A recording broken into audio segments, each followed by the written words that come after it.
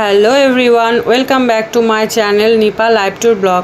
তো অনেক দিন পর চলে এলাম তোমাদের সঙ্গে আরেকটা ব্লগ ভিডিও শেয়ার করতে।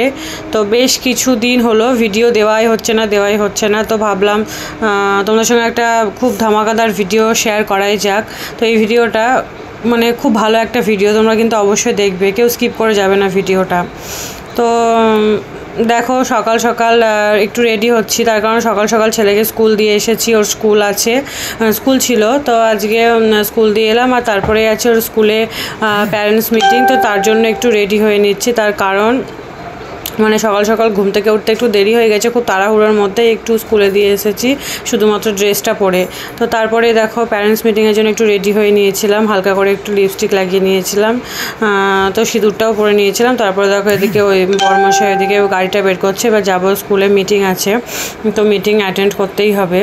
তো মিটিংটা অ্যাটেন্ড করে নেব, তারপরে কোথায় যাই না যাই কী করি পুরোটাই তোমাদের সঙ্গে শেয়ার করবো। তোমরা ভিডিওটা অবশ্যই দেখবে প্রথম থেকে শেষ পর্যন্ত, একদম ফার্স্ট টু লাস্ট অবশ্যই দেখবে, কেউ স্কিপ করে যাবে না ভিডিওটা।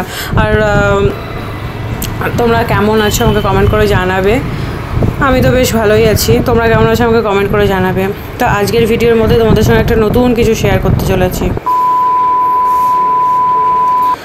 দেন দেখো তারপরে মিটিং সেরে বাড়ি চলে এসেছি। ড্রেসটা আমি আর চেঞ্জ করিনি, ছেলেকে স্কুল ইউনিফর্ম চেঞ্জ করিয়ে দিয়েছি।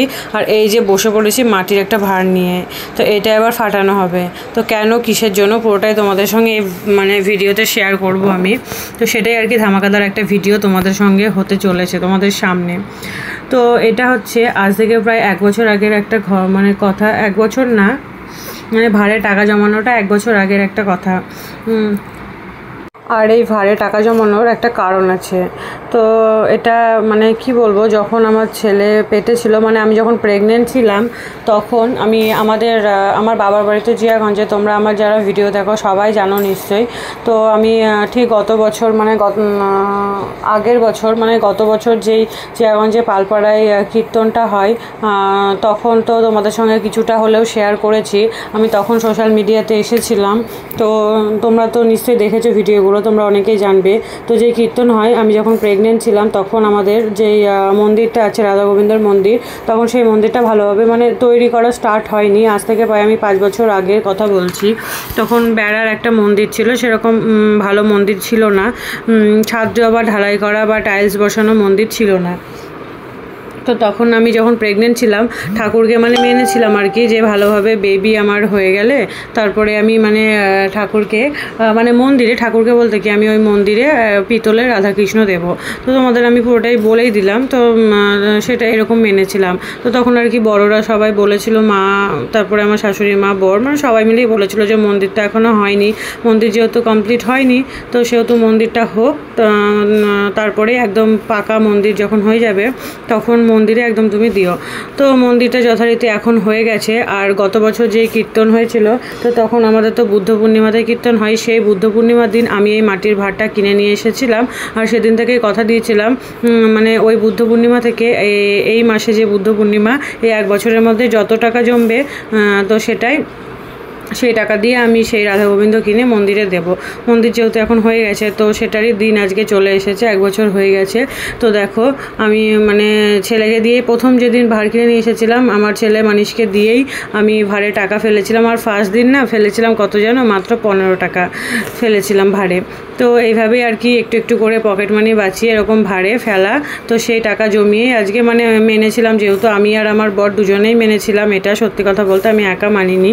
তো সেটা দিয়েই আর কি এই শুভ কাজটা সম্পূর্ণ করতে চলেছি আমরা। মানে মনে একটা জানি না অন্যরকম একটা আনন্দ হচ্ছে আজকে, মানে এত বড় একটা কাজ সম্পূর্ণ করতে পারবো, সেই জন্য সত্যি মানে অন্যরকম একটা ফিলিংস আসছে মনের মধ্যে। তো এই ভাঁড়ের মধ্যে মানে দেখো ভাঁড়টা ফাটানো হয়ে গেছে, এবার 3 জন মিলে আমরা গুনতে বসে পড়েছি, গোনাগুনি চলছে যে কত টাকা হলো। তো যত টাকায় আর কি হয়েছে সবটা টাকাই আমরা সেখানে আর কি কাজে লাগাবো, পুরোটাই বেকার কোনো খরচ করব না, যেহেতু ঠাকুরের নাম করে করা এটা, তার জন্যই তৈরি, মানে তার জন্যই আর কি ভাঁড়টা নিয়ে এসেছিলাম।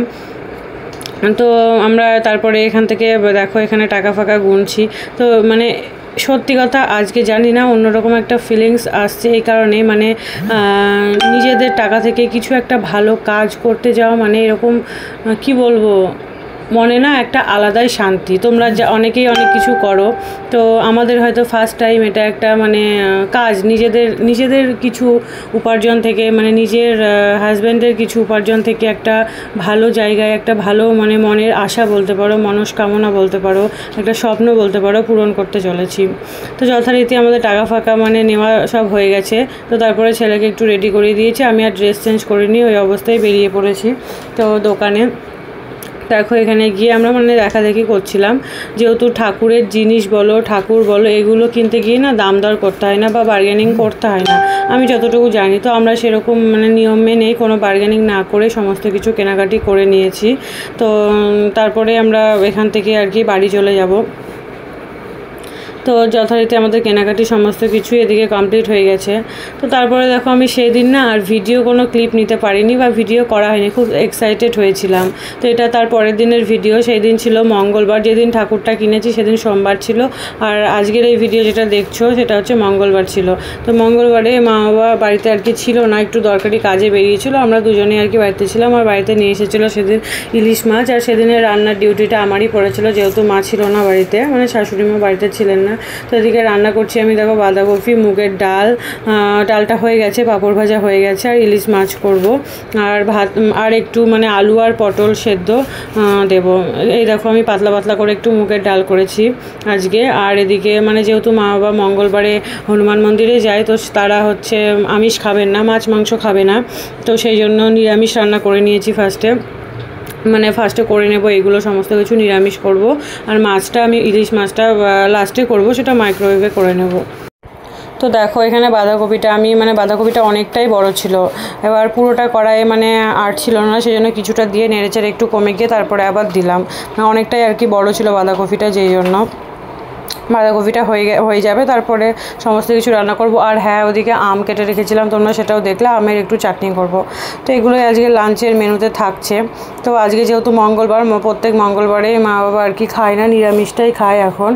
আর আমরা খাই, যেহেতু মানে কি বলবো, আমার ছেলের আর আমার বরের নিরামিষটা খুব একটা মানে ওরা খেতে পছন্দ করে না, তো আমিও খাই সেই জন্য।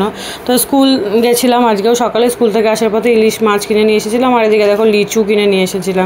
লিচুটা তোমাদের একবার দেখিয়ে দিলাম। আর মাছটা ভালো করে ধুয়ে নুন, হলুদ আর একটু সর্ষের তেল দিয়ে, কাঁচা সর্ষের তেল দিয়ে মাখিয়ে না ফ্রিজে রেখে দিয়েছি, তার কারণ মাছটা সবার শেষে করবো, তো অনেকটা দেরি হবে। আর মাছের মাথাটা রেখে দিলাম। তো তারপরে এদিকে দেখো ছেলে স্কুল থেকে চলে এসেছে, ওকে ওর পাপা আনতে গেছিলো, আমি আর যাইনি, যেহেতু রান্না করছিলাম, আমার আর যাওয়ার মানে সময় হয়ে ওঠেনি। আর রান্না করতে করতে মানে যাওয়াটা একটু ঠিক দেরিও হয়ে যেত রান্না করতে, সেই জন্য আমি আর যাইনি। ওর পাপাকে বললাম তুমি নিয়ে এসো স্কুল থেকে আজকে। তো এদিকে স্কুলের ব্যাগটা খুলে মানে দেখে নেবো যে টিফিন ফিনিশ করেছে কিনা, এগুলো একটা ডিউটি রোজকার মাদের, বলে নাও আমাদের মতো মাদের একটা ডিউটি, বাচ্চা কাচ্চা স্কুলে যাওয়ার মানে টিফিন পাঠানো, টিফিন খেলো কিনা, এগুলো একটা ডেলিকার ডিউটি। তো আমার মতো তোমরাও যারা মা আছো এরকম, যাদের এরকম ছোট ছোট বেবি আছে, তারা অবশ্যই বুঝবে ব্যাপারগুলো খুব ভালোভাবে আমার মনে হয়। তো দেখো টিফিনটা পুরোই খেয়ে নিয়েছে, তবে 3টে কি 4টে মতো গ্রেপস নষ্ট করেছে। তো লিচিটা আর কি ছিল না, লিচুটা মানে ওকে টিফিনের সঙ্গে প্রায় কিছু না কিছু ফ্রুটস দিতে হয়, ফ্রুটসটা খুব ভালোবাসে, যে কোনো ফ্রুটস। এখন যেহেতু লিচুটা খুব ভালোবাসে, লিচুটা ছিল না বলে বাজার থেকে নিয়ে এসেছি, আর আঙুর ছিল বলে আঙুরটা ফ্রিজে রাখা ছিল, সেজন্য দিয়ে দিয়েছি, আর ও একটু নষ্ট করেছে। তো বুকসগুলো বের করে নিচ্ছি, বুকস, কপি সমস্ত কিছু ব্যাগ থেকে বের করে নেবো। এদিকে বাঁধাকপিটা মাঝখানে এসে নেড়ে দিচ্ছি, বাঁধাকপিটা হয়ে গেছে, তো বাঁধাকপিটা আবার নামিয়ে দেবো। তো দেখো বাঁধাকপিটা মানে হয়ে গেছে, নামিয়ে দেবো। তখন বর এসে বলছে যে মা বাবার জন্য কিছুটা কফির তরকারি মানে বাঁধাকপিটা আর কি কী বলে তুলে রেখে দাও, বাঁধাকপি কিছুটা তুলে রেখে দাও, আর আমাদের জন্য কিছুটা বাঁধাকপি, ইলিশ মাছের মাথাটা ফালতু রেখে লাভ নেই, ওটা দিয়ে আবার করে দাও। তো আবার ঠিক আছে, ওর কথা মেনেই আর কি ইলিশ মাছের মাথাটা বের করেও নিলাম ফ্রিজ থেকে, ফালতু মাথা দুটো রেখেই বা কী হবে। তো ভেজে আবার বাঁধাকপি অর্ধেকটা রেখে মানে নিরামিষ হিসেবে তুলে রাখলাম, আর কিছুটা মাছের মাথা দিয়ে করে নিলাম। তো বলতে বলতে দেখো এদিকে আমার বাঁধাকপি মাছের মাথা দিয়ে রেডিও হয়ে গেছে। তো এদিকে আমি গ্যাসে ভাতও বসিয়ে দিয়েছি, ভাতের হাঁড়িটাতে আর কি জল বসিয়ে দিয়েছি, ভাতটা হোক। আর এদিকে কড়াই আমি চাটনিটাও দেখো আমার হয়ে গেছে। তো এদিকে আমার রান্নাবান্না প্রায়ই এসে হয়ে গেছে। তো এবার মানে সব শেষে শুধু করে নেব কি ইলিশ মাছটা। তো ইলিশ মাছটা করব সেটা আমি মাইক্রোওয়েভে করে নেবো। যেহেতু কড়াই টড়াই নিরামিষই আছে, ফালতু আর মাঝামাঝি করার ব্যাপার নেই। মাইক্রোওয়েভ দেখো একটা বোল সেট বের করে নিয়েছি, মাইক্রোওয়েভ বাটিগুলো। তো এটাতে আমি মানে মাছটা তো আগের থেকে মাখিয়ে রেখেছিলাম, তো আমি মিক্সার গ্রাইন্ডারে মশলাটা করে নিয়েছি। সর্ষে, পোস্ত, লঙ্কা, টক দই সমস্ত কিছু একসঙ্গে পেস্ট করে নিয়েছি। তো সেই মশলাটা আমি পুরো ঢেলে দিয়েছি। এর মধ্যে একটু নুন, মানে স্বাদ মতো নুন, একটু সামান্য পরিমাণ হলুদ দেবো, আর দিয়ে দেবো কাঁচা সর্ষের তেল।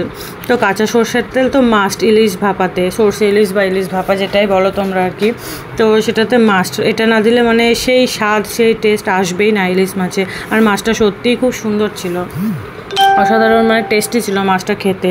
আর এই মাছ মাংস এই সমস্ত ব্যাপারগুলো না আমি খুব একটা বুঝি না, আমি বাজার টাজার করি না, মানে বরের সাথে যাই বাজারে, মানে ওই যেতে যেতে একটু একটু বুঝে গেছে, ও পারফেক্ট আর কি বোঝে মাছ কোনটা ভালো না, কোনটা খারাপ।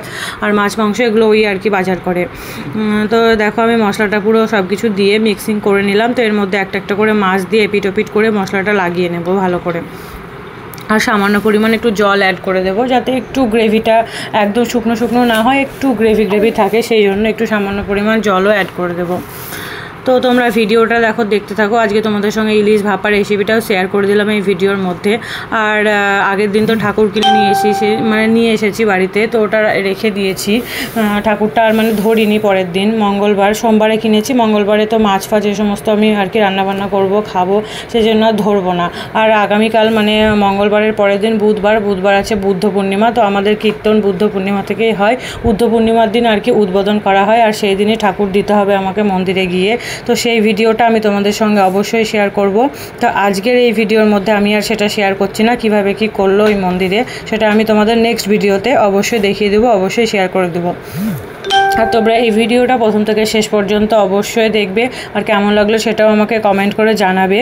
আর ভালো লাগলে একটা লাইক করে দেবে। আর আমার চ্যানেলটিকে যারা এখনও সাবস্ক্রাইব করেনি তারা অবশ্যই আমার চ্যানেলটিকে সাবস্ক্রাইব করে দেবে। তো চলো, বলতে বলতে এদিকে আমি ইলিশ ভাপাটা বসিয়ে দিয়েছি। তো এদিকে মাছটা মানে বসিয়ে দিয়ে ছেলেকে মিডিলে একবার স্নানটাও করিয়ে নিয়েছিলাম। তো স্নান করাতে করাতে আমার এদিকে ইলিশ মাছটাও হয়ে গেছে, টাইমার দিয়ে চলে গেছিলাম। তো আমার দেখো মাছটা এখানে হয়ে গেছে। এবার মাইক্রোওয়েভটা খুলে নেব, দিয়ে ঢাকা দিয়ে রেখে দেবো। তো মাছটা তোমাদের সঙ্গে একবার শেয়ার করে দিচ্ছি যে কেমন হয়েছে না হয়েছে। আর হ্যাঁ, ওপর দিয়ে আমি কিছুটা কাঁচা লঙ্কা চিড়ে দিয়ে দিয়েছিলাম। তো এই মাছে না কাঁচা লঙ্কা চিড়ে দিলে বেশ একটা ফ্লেভার আসে, খুব সুন্দর লাগে খেতে। তো আজকে ফাইনালি আমি ভিডিওটা এখানেই শেষ করে দিচ্ছি, এন্ড করে দিচ্ছি। তো আজকের মতো এখানেই টাটা, দেখা হচ্ছে নেক্সট ভিডিওতে। তো ততক্ষণ তোমরা সুস্থ থেকো, ভালো থেকো।